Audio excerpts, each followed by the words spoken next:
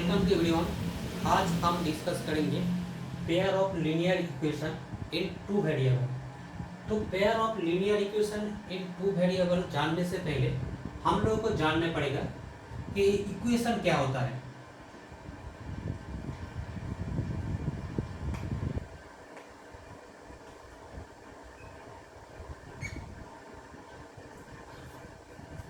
तो equation statement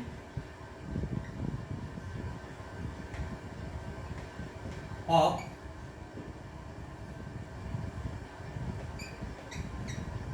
equality, statement of equality इसी को बोलते हैं इक्वेशन। मान लीजिए लेफ्ट साइड में कुछ स्टेटमेंट है और राइट साइड में कुछ स्टेटमेंट है। अगर दोनों स्टेटमेंट सेम होता है और उसको हम इक्वल साइन से कनेक्ट कर देते हैं तो इसी को बोलते हैं इक्वेशन। अब हम जानेंगे कि वेरिएबल क्या होता है। वेरिएबल वही टर्म होता है व वही नंबर होता है जो हमेशा चेंज होता रहता है, अर्थात जिसका वैल्यू कांस्टेंट नहीं होता उसी को बोलते हैं वेरिएबल, और चेंजिंग वैल्यू को बोलते हैं वेरिएबल। मान लीजिए हमने एक वेरिएबल ले लिया, उसको हमने एक से डिनोट करा, इसका वैल्यू कभी 1 होता है तो कभी 2, कभी 5, तो इसी को बोलते हैं हम वेरिएबल। अब हम जानेंगे कि लीनियर इक्वेशन किसको बोलते हैं। अगर कोई इक्वेशन लाइन को रिप्रेजेंट करते हैं तो इसी को हम बोलते हैं लीनियर इक्वेशन। मान लीजिए हमने एक इक्वेशन लिखा,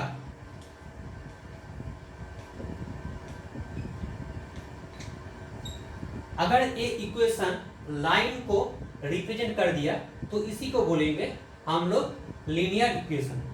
तो लीनियर इक्वेशन का कंडीशन क्या होता है,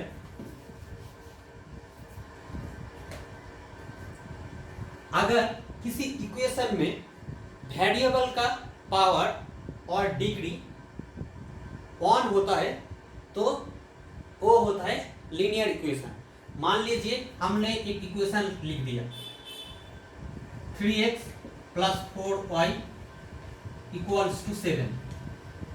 तो इसमें देखिए दो वेरिएबल है, एक x और y।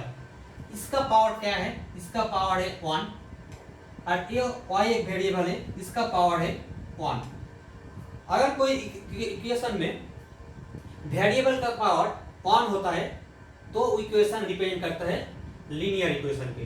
तो लीनियर इक्वेशन का कंडीशन होता है, अगर कोई इक्वेशन में वेरिएबल का पावर और डिग्री 1 होता है तो वो इक्वेशन को बोलते हैं लीनियर इक्वेशन।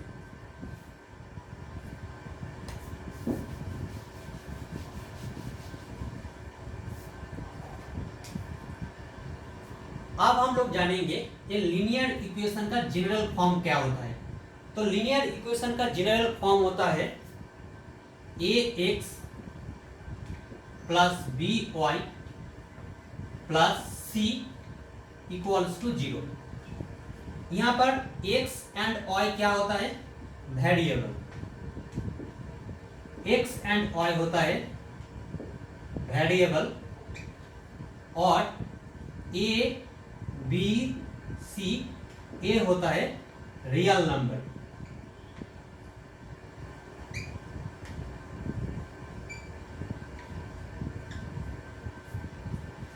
जो वेरिएबल के साथ कोई नंबर अगर मल्टीप्लिकेशन के फॉर्म में रहता है तो उसको हम बोलते हैं कोफिशिएंट। देखिए एक वेरिएबल है x, इसके साथ एक नंबर मल्टीप्लिकेशन के फॉर्म में है तो इसको हम बोलेंगे कोफिशिएंट। कोफिशिएंट ये भी एक वेरिएबल है, इस वेरिएबल को वेरिएबल के साथ जो नंबर है वो नंबर भी मल्टीप्लिकेशन के फॉर्म में है तो इसको भी हम बोलेंगे कोफिशिएंट।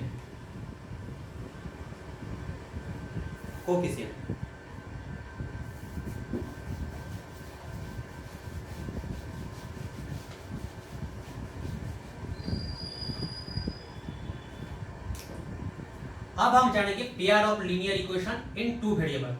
अगर कोई लीनियर इक्वेशन पेयर में रहेगा और उसमें टू वेरिएबल रहेगा तब उसको बोलेंगे pair of linear equation in two variable. Suppose example, हमने एक एग्जांपल ले लिया 2x + 3y = 5। ये एक लीनियर इक्वेशन है। हमने और भी एक लीनियर इक्वेशन ले लिया 5x + 6y = 10। तो देखिए ये भी एक लीनियर इक्वेशन है। अगर दो लीनियर इक्वेशन एक साथ रहेगा तो उसको हम बोलेंगे पेयर ऑफ लीनियर इक्वेशन, और अगर उसके साथ दो वेरिएबल रहेगा तो हम उसको बोलेंगे pair of linear equation in two variable. लेकिन pair of linear equation in two variable में एक कंडीशन होता है। मान लीजिए कि पहले इक्वेशन में दो वेरिएबल होता है x एंड y, तो सेकेंड इक्वेशन में भी सेम वेरिएबल होना चाहिए x एंड y। अगर इसमें u v w y इस तरह से वेरिएबल रह जाएगा तो वो pair of linear equation in two variable नहीं कहलाएंगे। तो pair of linear equation in two variable कहने के लिए दोनों लीनियर इक्वेशन में सेम वेरिएबल रहना चाहिए। अगर यहाँ पर x और y है तो यहाँ पर भी x और y होना चाहिए।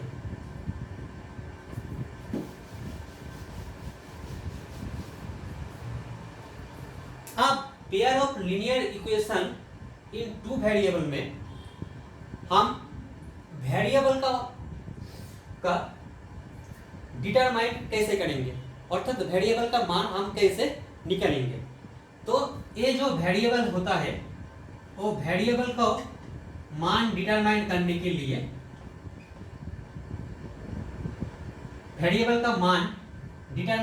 लिए हम लोगों के पास दो मेथड रहता है। एक होता है ग्राफिकल मेथड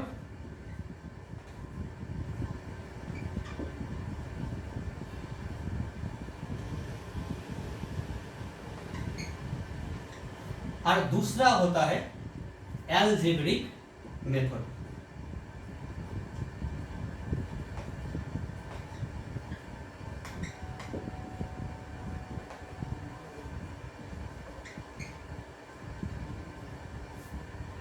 वेरिएबल मतलब अगर कोई मान लीजिए एक पेयर ऑफ लीनियर इक्वेशन है, मान लीजिए ये 2x + 3y = 5 और 4x + 7y = 11। तो इस इक्वेशन में दो वेरिएबल है। तो ये वेरिएबल का जो मान है अर्थात x और y, इसको हम डिटरमाइन करने के लिए दो मेथड होता है। एक होता है ग्राफिकल मेथड और दूसरा होता है अलजेब्रिक मेथड। तो चलिए हम लोग पहले जानेंगे एक ग्राफिकल मेथड।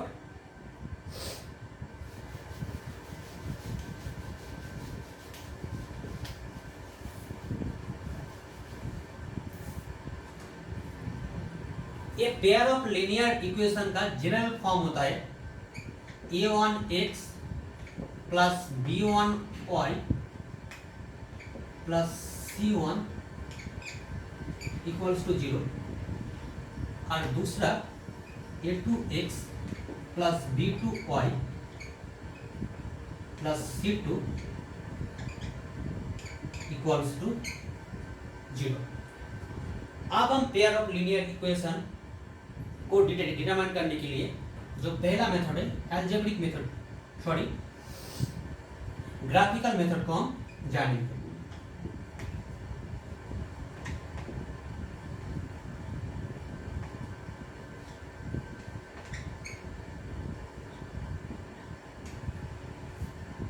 तो देखिए हमने पहले ही बोला था जो वेरिएबल के साथ जो कांस्टेंट टर्म रहता है उसको हम बोलते हैं कोफिशिएंट। मतलब x के साथ a1 जो रहेगा उसको बोलेंगे कोफिशिएंट।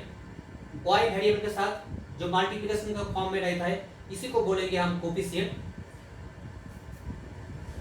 x के साथ यहाँ पर एक मल्टीप्लिकेशन का फॉर्म में एक कांस्टेंट टर्म रहेगा, इसी को बोलेंगे हम कोफिशिएंट और इसी को बोलेंगे कोफिशिएंट। और c1 c2 इसको बोलेंगे हम कांस्टेंट टर्म। तो देखिए एक ग्राफिकल मेथड डिटरमाइन करने से पहले हम लोगों को पहले कुछ फॉर्मूला जानना पड़ेगा। मान लीजिए पहले कोफिशिएंट क्या है, a1। सेकेंड लीनियर इक्वेशन में x के साथ कौन सा कोफिशिएंट है, a2। y के साथ कौन कोफिशिएंट है, b1। सेकेंड इक्वेशन में y के साथ कौन कोफिशिएंट है, b2। पहले वाला इक्वेशन में कोफिशिएंट क्या है, कांस्टेंट टर्म क्या है, c1। और सेकेंड इक्वेशन में कांस्टेंट टर्म क्या है, c2।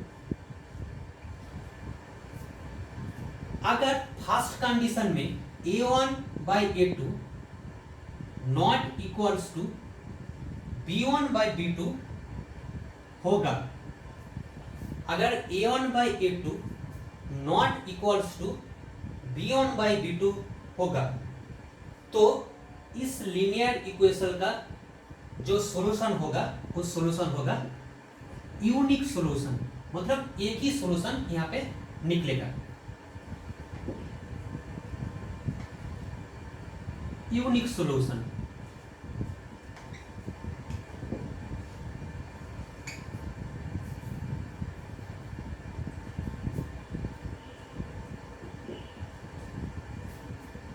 इस इक्वेशन में अगर कम से कम एक सॉल्यूशन निकलता है तो इसको हम बोलेंगे कंसिस्टेंट। अगर सॉल्यूशन नहीं निकलेंगे तो हम उसको बोलेंगे इनकंसिस्टेंट। लेकिन यहाँ पर एक सॉल्यूशन निकला, इसलिए इसका लीनियर इक्वेशन का रिप्रेजेंटेशन होगा कंसिस्टेंट।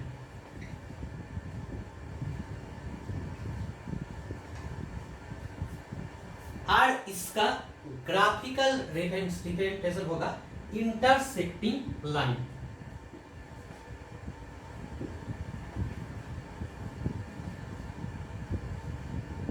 Intersecting line. मान लीजिए इस इक्वेशन के लिए एक लाइन आएगा इस तरह से, और इस सेकेंड वाला इक्वेशन के लिए एक लाइन आएगा इस तरह से। तो ए लाइन एक पॉइंट में इंटरसेक्ट करेगा, मान लीजिए इस पॉइंट पे, तो इसी को बोलेंगे इंटरसेक्टिंग लाइन। और तो इसका ग्राफिकल रिप्रेजेंटेशन होगा इंटरसेक्टिंग लाइन। तो ये होता है first condition.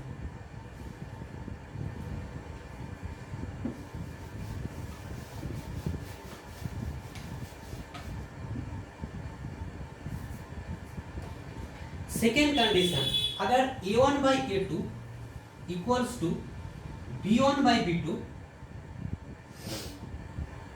Not equals to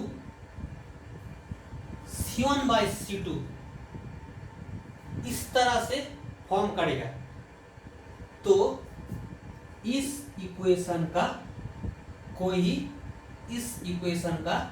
कोई सॉल्यूशन नहीं होगा। इसलिए इस इक्वेशन क्या होगा, नो सॉल्यूशन। अगर किसी इक्वेशन का नो सॉल्यूशन होता है तो उसको हम बोलेंगे इनकॉन्सिस्टेंट। तो इसको हम बोलेंगे इनकॉन्सिस्टेंट सॉल्यूशन।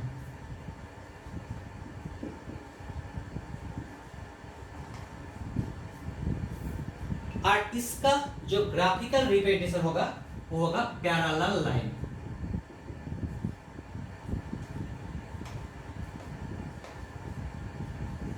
पैरेलल लाइन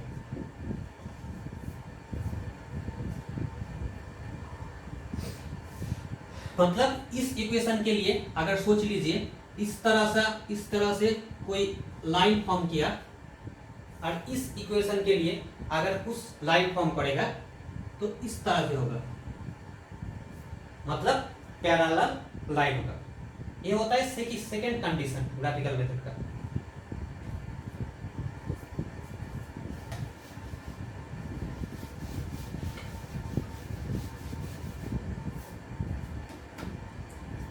अब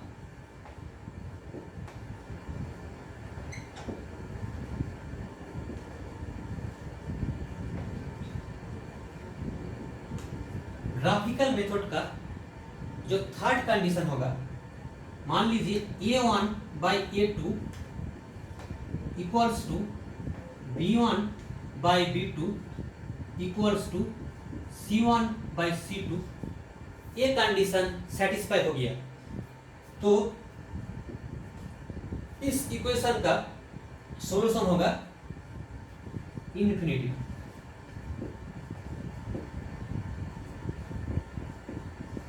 इन्फिनिटिव और मैनी सॉल्यूशन।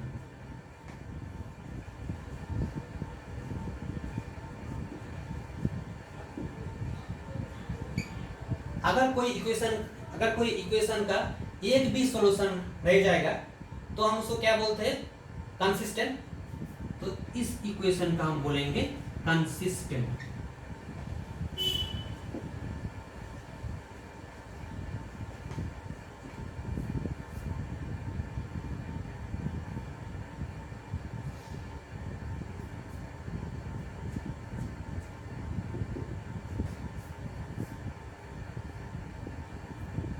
और इसका ग्राफिकल रेफरेंस होगा कोइंसिडेंट।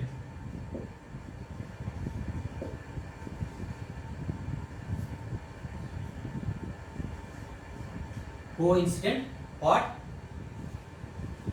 ओवरलैपिंग।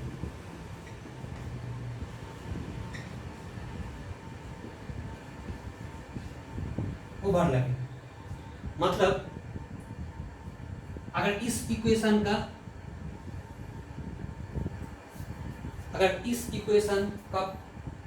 एक लाइन फॉर्म किया तो इस इक्वेशन को भी एक यहां पर ही लाइन फॉर्म करेगा।